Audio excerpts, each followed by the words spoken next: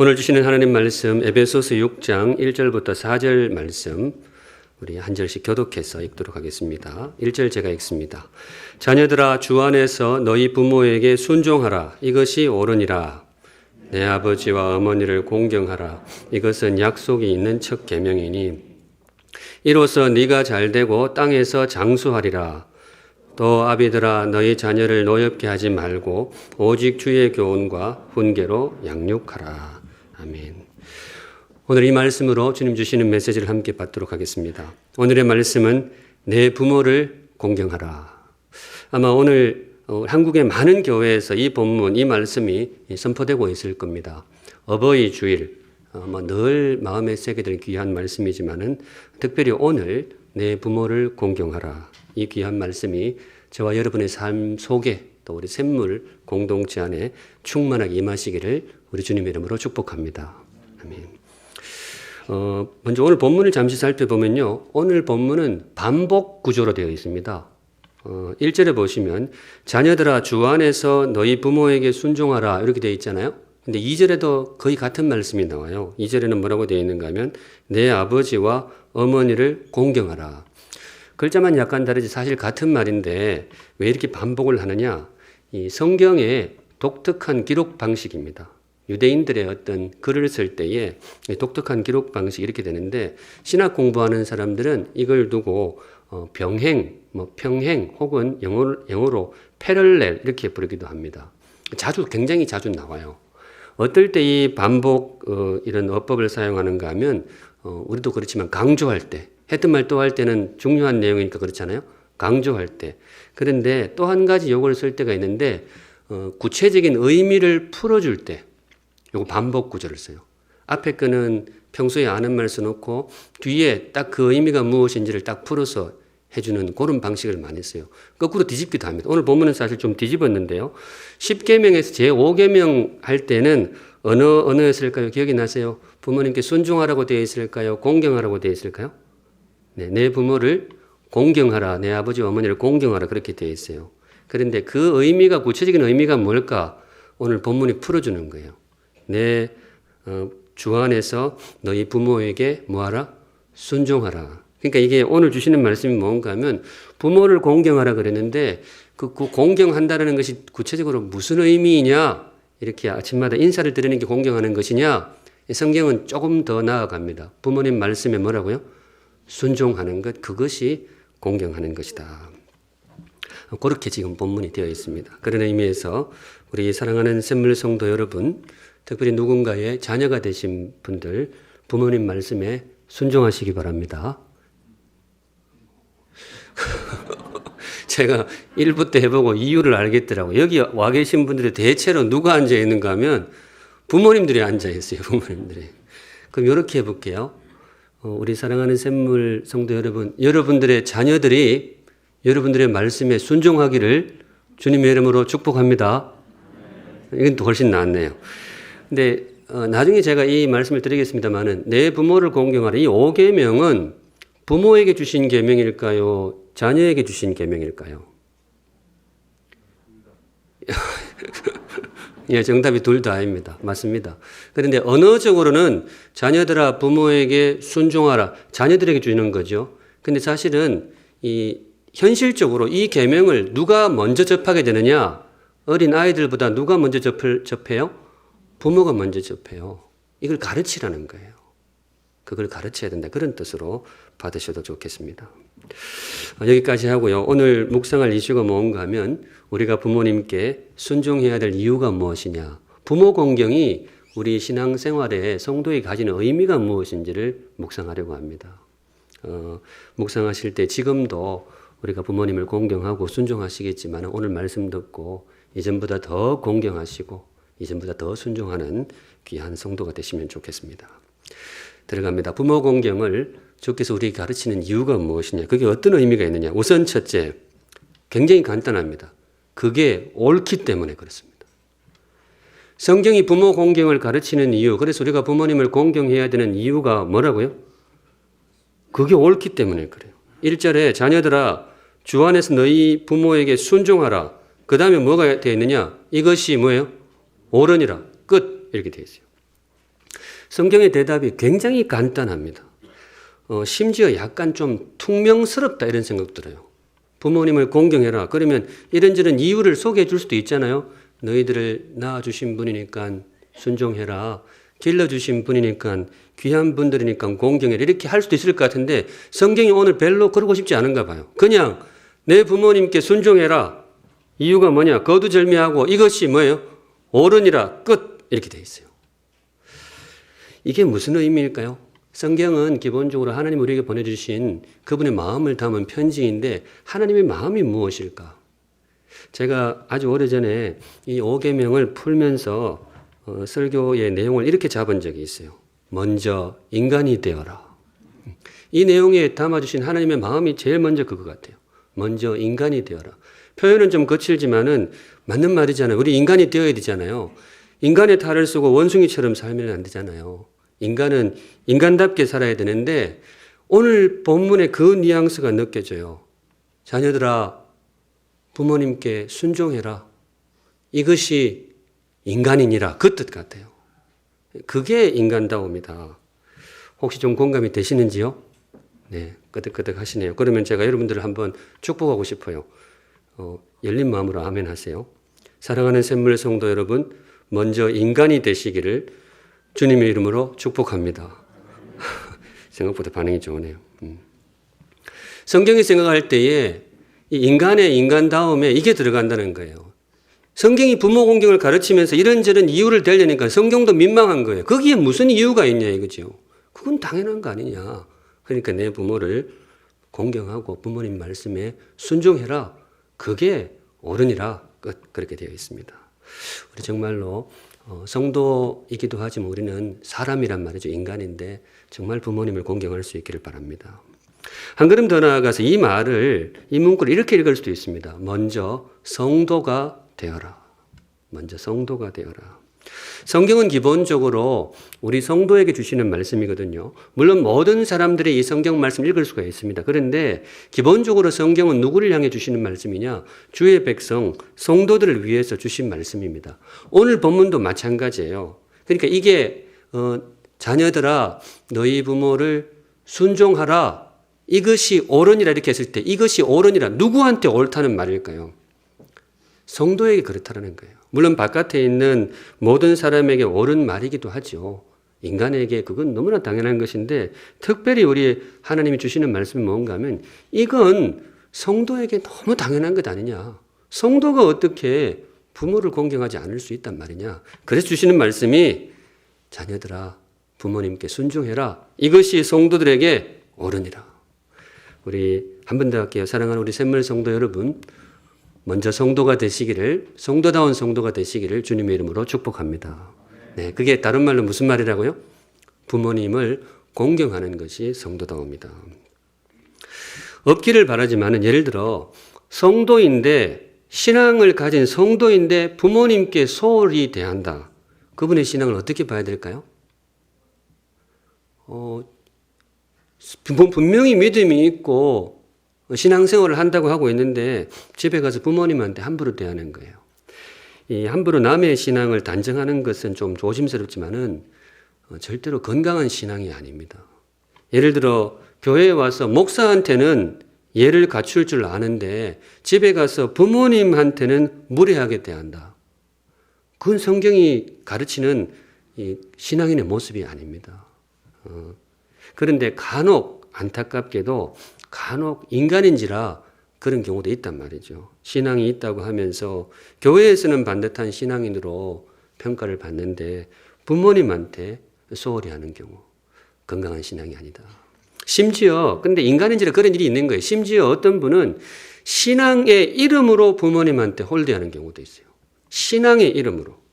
이단들 중에 아까 사실 단서가 하나 있었죠. 자녀들아 내 부모를 누구 안에서?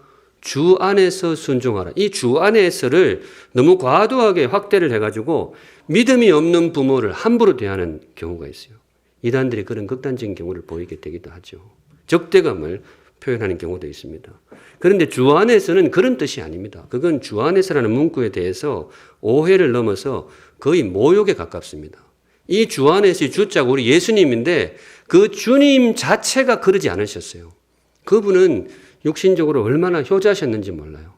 우리 예수님의 공생애 이전에 30년 세월이 성경에 기록이 안 되잖아요. 그때 그분이 하신 일이 뭘까요?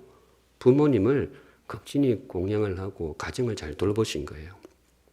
단적으로 이분이 부모를 얼마나 잘 섬기셨는지 십자가에 달렸을 때에 나타나게 됩니다. 우리 주님 십자가에 이렇게 죽어가시는 마지막 순간에 그 당신의 어머니를 뭐예요?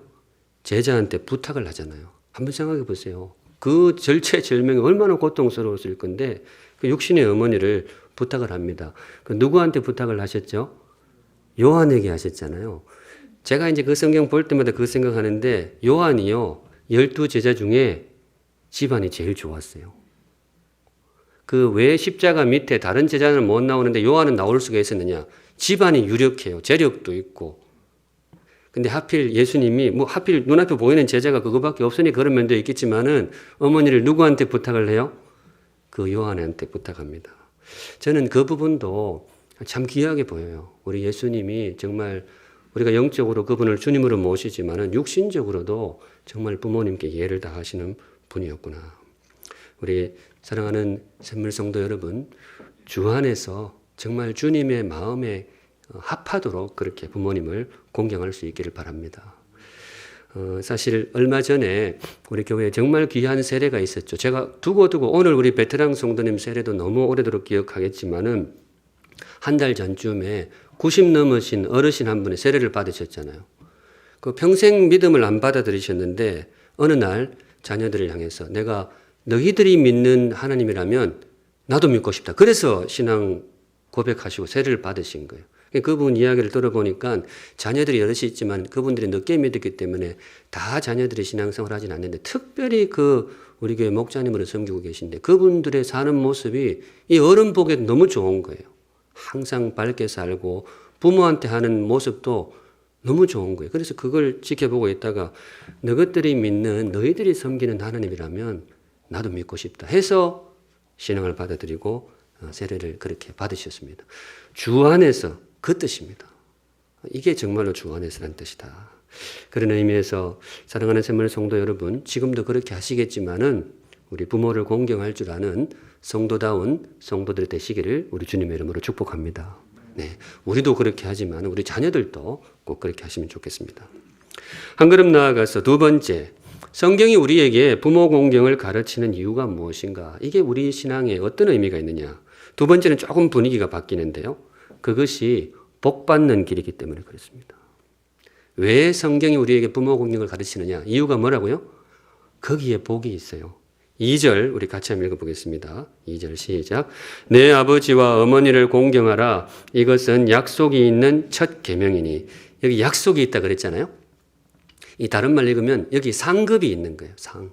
이거 지키면 이런 복을 줄게. 그 상급이 딸린 이 첫 계명이라는 거예요. 10계명을 쭉 보면 정말로 거기에 있어요. 출애굽기 20장에 이게 제5계명이잖아요. 내 부모를 공경하라. 그리하면 이렇게 될 것이다. 그 내용에는 다른 계명에는 그런 게 없어요. 살인하지 말라. 사람 안 죽이면 내가 이런 상 줄게. 그런 내용이 없어요. 그런데 유독 이 계명에 내 부모를 공경하라. 그리하면 이런 복을 줄 것이다. 그 내용이 3절에 나와 있는데요. 3절에 이로써 네가 잘 되고 땅에서 장수하리라. 하는 일도 잘 되고 이 땅에서 장수하게 될 것이다. 우리 사랑하는 샘물 성도 여러분, 이 땅에서 복 많이 받으시기를 우리 주님의 이름으로 축복합니다. 네, 그렇게 하려면 어떻게 하라고요?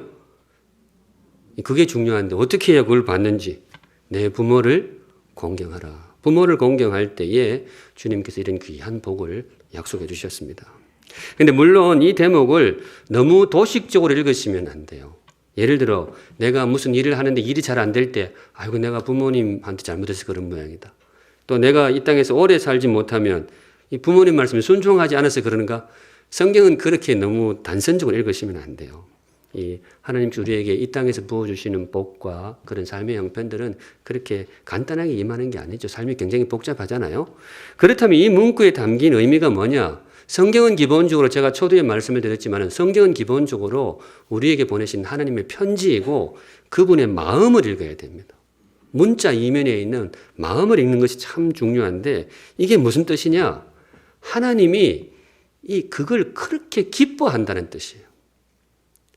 하나님도 누군가를 볼 때 마음이 흐뭇하고 기뻐하실 때가 있을 거 아니에요.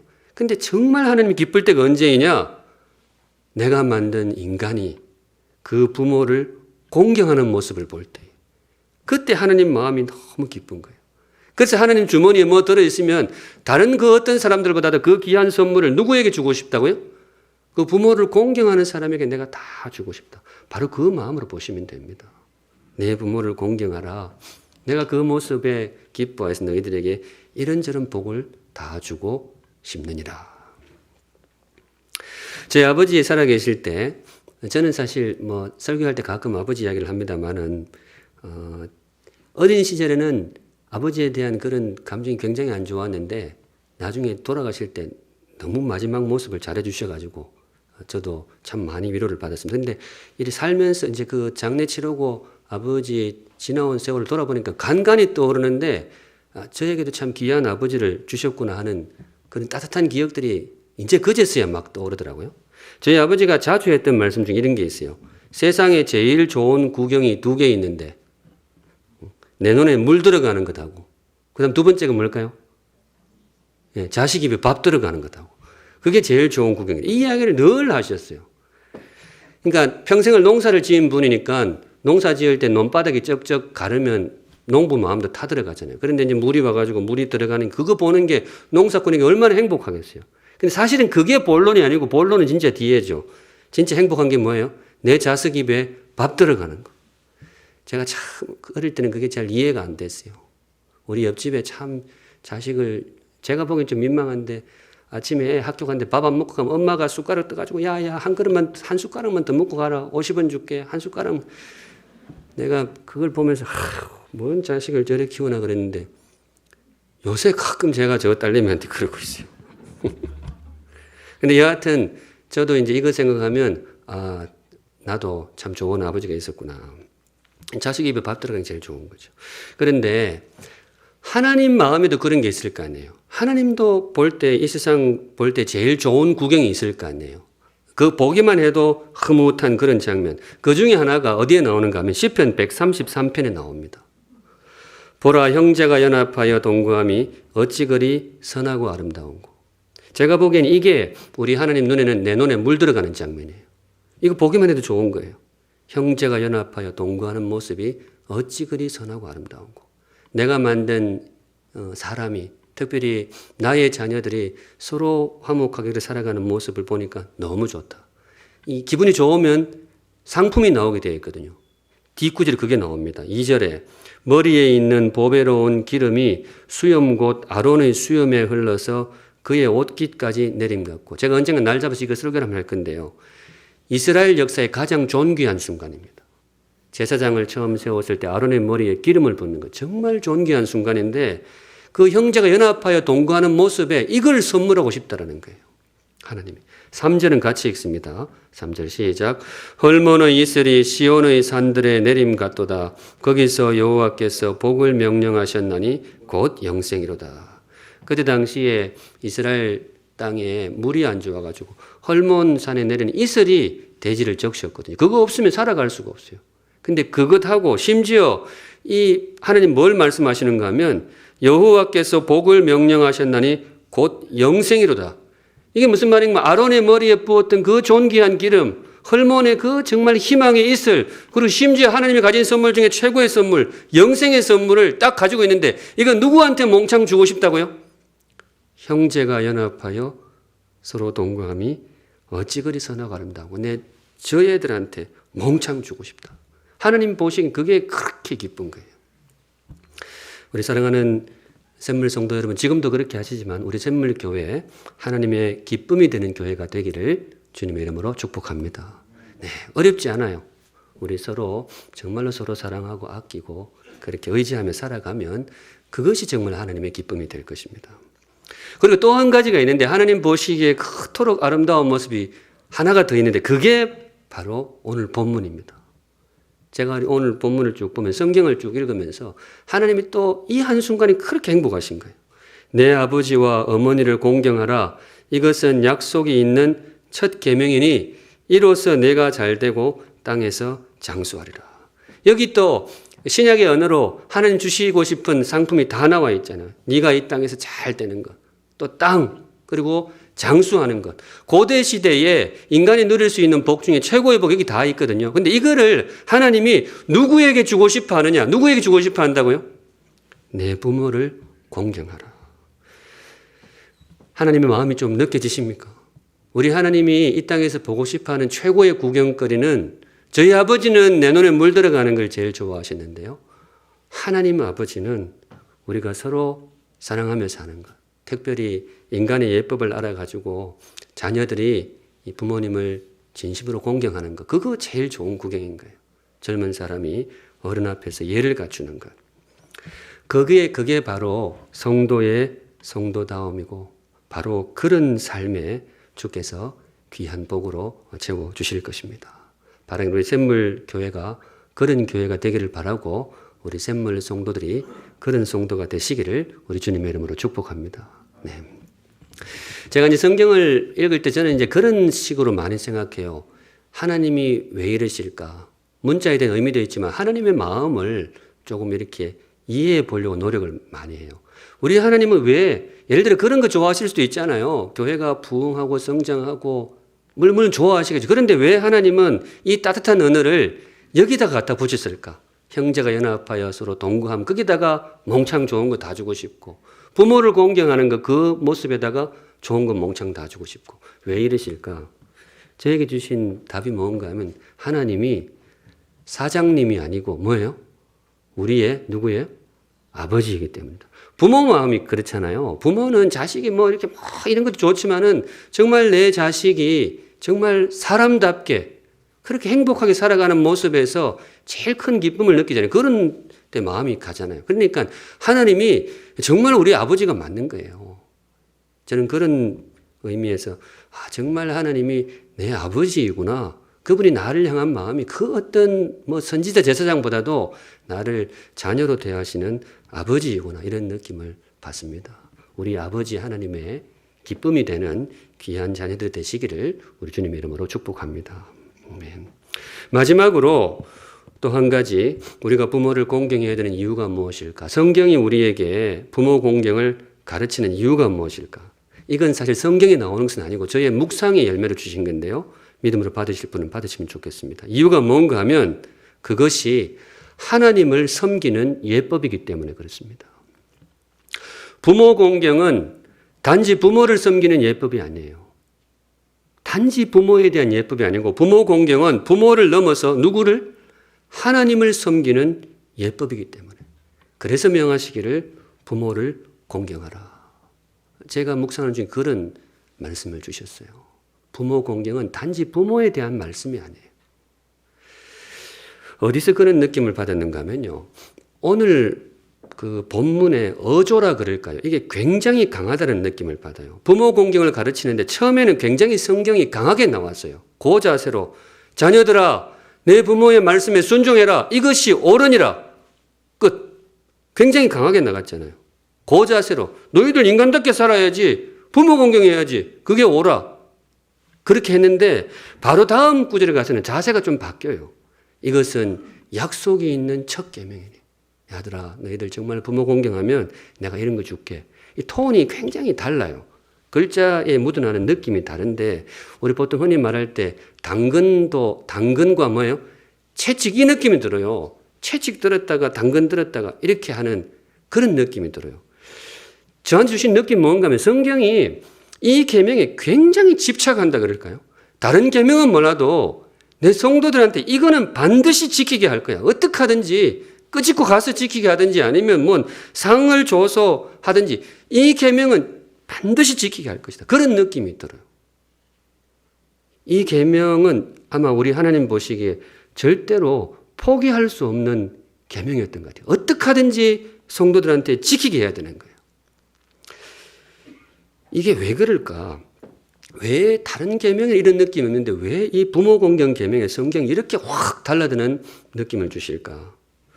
제가 묵상하는데 어렴풋이 그 하나님의 의도가 보이는 것 같아요. 이유가 뭔가 하면요. 이건 사람에 대한 예법이 아니에요. 신앙의 본질과 있다는 느낌이 듭니다. 부모 공경은 단지 부모에 대한 예법이 아니에요. 어떤 면에서 그러느냐? 성도 여러분, 부모를 제대로 섬기지 않는 사람이 하나님을 열심히 섬긴다. 그분의 마음을 어떻게 봐야 될까요? 물론 한 사람의 마음을 함부로 단정하기는 쉽지 않아요. 그런데 성경이 가르치는 내용이 그건 것 같아요. 눈에 보이는 부모를 공경할 줄 모르는 사람이 눈에 보이지 않는 아버지 하나님을 제대로 섬긴다? 성경은 그게 잘 이해가 안 되는 거예요. 그건 신앙의 정도가 아니라는 거예요. 하나님을 향한 우리의 신앙이 정말로 진실하다면 그 하나님을 향한 그 신앙의 그림자가 제일 먼저 누구 앞에 나타나야 할까? 누구 앞에 나타나야 할까요? 부모 앞에서. 제가 오늘 본문에서 느끼는 하나님의 마음이 그렇습니다. 부모 앞에서. 왜 그런가 하면 우리가 이 땅에서 수많은 존재들을 만나게 되는데 이런 사람 저런 사람 많이 만나게 되잖아요. 그런데 그 많은 만남 중에서 하나님하고 제일 겹치는 분이 누구예요? 부모님이잖아요. 물론 사람과 하나님을 직접 비교하는 것은 무리가 있지만은 그 우리의 존재가 부모님으로부터 나오잖아요. 또 어려서 저도 이제 어릴 적에 보면 송아지 새끼 낳는 거 뭐 돼지 새끼 낳는 거 다 봤는데 송아지는 나오자마자 걸어요. 뒤뚱뒤뚱. 참 인간보다 나았다는 생각이 들더라고요. 그런데 우리 사람은 안 그렇잖아요. 절대로 옆에서 착 달라가지고 적어도 몇 년 동안 돌봐주지 않으면 생존 자체가 불가능해요. 그런데 여기 다 살아있잖아요. 누구의 돌보심일까요? 부모님이 해주신 거죠. 물론 우리의 신앙 고백으로 하나님이 보호해 주셨는데 하나님이 당신의 보호하심 우리에게 공급하는 제일 기본 루트가 그 부모님이죠. 그러니까 그 아버지라는 이름을 하나님의 우리를 향해서 내가 너희들의 아버지이니라 그 이름을 왼편 가슴에 다 하시는데 그 아버지라는 이름을 대통령한테 주지 않잖아요. 우리 부모에게 주셨단 말이죠. 어머니도 마찬가지. 그 부모라는 이름을 하나님과 가장 겹치는 그 이름을 부모에게 주셨는데 그런데 그 부모의 은혜를 모르는 사람이 하나님의 은혜를 감사한다? 성경은 그건 잘 이해가 안 된다는 거죠. 부모를 공경하지 않는 사람이 하나님을 경외한다? 그건 아닌 거예요. 그래서 저는 이 계명에 성경이 왜 이렇게 강하게 몰아붙이는지 그 이유가 거기에 있다고 봅니다. 그런 의미에서 우리 사랑하는 샘물성도 여러분, 부모님을 진심으로 공경하시기 바랍니다. 네, 여러분들의 자녀들을 양육하실 때에도 꼭 부모로서 공경을 받으세요. 꼭 받으시면 좋겠어요. 공경 안 하면 어떻게 이게 아니고 그 자녀를 정말로 주의 자녀로 양육을 하려면 단지 신앙생활, 근데 그 신앙생활을 열심히 했는데 그 신앙생활의 중심에 성경이 말하기를 부모 공경이 들어가 있다는 거예요. 저는 언젠가 말씀드렸지만은 이게 굉장히 강한 표현이 될 수도 있는데 사람한테 사과할 줄 모르는 사람의 회개를 저는 믿지 않습니다. 분명한 허물이 있고 잘못이 있는데 그것을 사람 앞에 정직하게 사과할 줄 모르는 사람이 주님 앞에 와서 눈물로 회개한다? 제가 읽은 성경에는 그게 진실하지 않아요. 근데 마찬가지로 이 부모님에 대한 공경, 이건 정말 강하게 우리가 받아야 될 것 같아요. 다 잘 하시겠지만은 하나님을 향한 우리의 신앙은 선교지에서도 나타나고 내가 섬기는 봉사의 현장에서도 나타나지만은 그 어느 자리보다 누구 앞에서? 부모 앞에서. 그것이 정말로 성경이 가르치는 정말 귀한 신앙이다. 오늘 본문만 그런 것이 아니고요. 이 부분은 워낙에 제가 보기에 중요한 본문이어서 언급을 해야 되겠는데요. 오늘 내 부모를 공경하라. 이게 에베소서에서 문맥상 어디서 시작이 되느냐. 이 단락이 시작이 되는 단락이 있잖아요. 6장이 아니고 5장 18절에서 시작이 됩니다. 에베소서 5장 18절. 술 취하지 말라. 이는 방탕한 것이니 뒷부분 같이 읽습니다. 시작. 오직 성령으로 충만함을 받으라. 성령 충만을 가르치는 본문이에요. 거기서 아내들이여 남편에게 복종하십시오. 성령 충만은 아내가 되라는 거예요. 남편들이여 아내를 위해서 희생하십시오. 예수님이 희생했듯이. 그게 성령 충만한 남편이라는 거예요. 바로 그 연장선에서 오늘 6장이 나오게 됩니다. 자녀들아, 주 안에서 너희 부모에게 순종하라. 이유가 뭐냐? 너희들 정말로 나를 믿는 성도라면, 성령이 함께하는 성령 충만한 사람이라면 그 성령 충만을 제일 먼저 누구 앞에서 보여라? 부모님 앞에서 보여라. 우리 사랑하는 샘물 성도 여러분, 여러분 자신도 그렇게 하시지만은 우리 자녀들을 정말로 성령으로 충만한 자녀들로 양육할 수 있기를 바랍니다. 네. 꼭 부모 공경을 받으세요. 가르치셔야 돼요. 이단들이 왜 이단인지, 왜 거기에 복음이 없는지를 단적으로 알 수 있는 대목이 이거예요. 이단들은 부모 공경을 못해요. 안 해요. 그 신앙 열심히 있다고 전도하러 돌아다닌다고 부모를 내팽개치고, 부모가 안 믿는다고 가출해가지고 부모 오는데 접근에 막고 있고, 그거 열심히 안 해요. 그거는 광신입니다. 광신. 성경은 단 한 번도 그렇게 가르친 적이 없어요. 어떻게 그 신앙의 이름으로 부모한 가슴에 못을 박는지, 그런 신앙은, 여러분, 그런 거를 열심으로 절대로 부러워하지 마세요. 그건 신앙 아니에요. 성경은 분명히 가르칩니다. 자녀들아, 주 안에서 내 부모님께 순종하라. 이 주 안에서 아까 처음에 좀 설명을 드렸지만은 부모님이 아직 믿음이 없으시다면 우리가 더 극진히 섬기고 더 극진히 성도의 품위를 보여드리는 것, 그것이 주 안에서이지 그러는 게 아니라는 거예요. 오늘 좀 이 귀한 계명인데 분위기가 조금 그렇습니다만은 하여튼 부모 공경, 우리 하나님께서 정말 신앙생활의 중심으로 가르쳐 주셨습니다. 우리 사랑하는 샘물 성도 여러분, 부모를 공경할 줄 아는 귀한 성도가 되시기를 주님의 이름으로 축복합니다. 네, 그리고 또 바라기는 우리 자녀들도 정말로 부모를 공경할 줄 아는 정말 귀한 신앙인이 되기를 소망합니다. 어떻게 가르치는 게 제일 좋을까요? 지난주에 귀한 말씀 주셨죠. 자녀들은 부모의 거울이다. 내가 위에 있는 부모님을 내가 정성으로 섬기는 모습을 볼 때에 자녀들이 그 모습을 그대로 보고 신앙의 유산으로 물려받게 될 것입니다. 우리 그런 의미에서 더 마음 탁 잡고 이 부모 공경을 내가 먼저 실천할 수 있기를 소망합니다.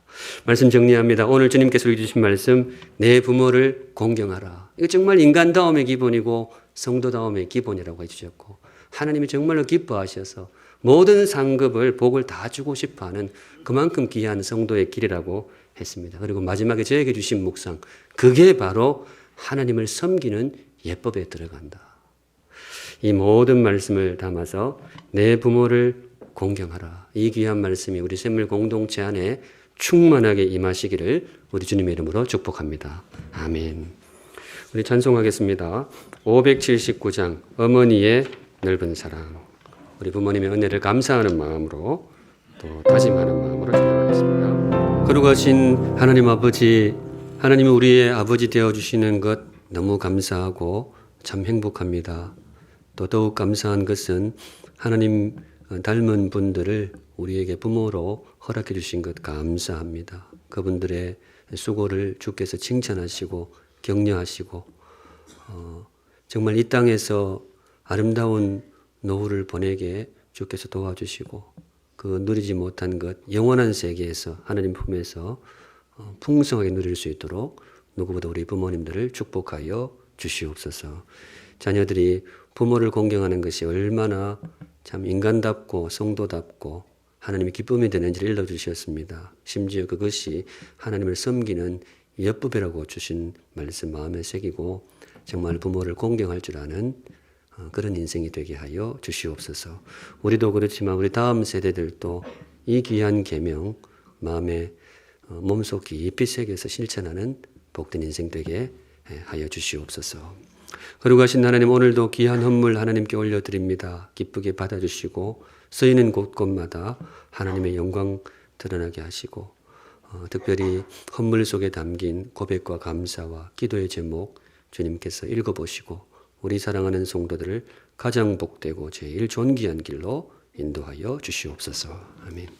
지금은 우리 구주 예수 그리스도의 은혜와 우리 아버지 하나님의 그 크신 사랑과 지금 우리와 함께 하시는 성령 하나님의 세밀하신 인도하심이 머리 숙여 주를 예배하는 사랑하는 모든 샘물 성도들 위해 그 앞길 위에 이제로부터 영원까지 항상 함께 계실지어다. 아멘.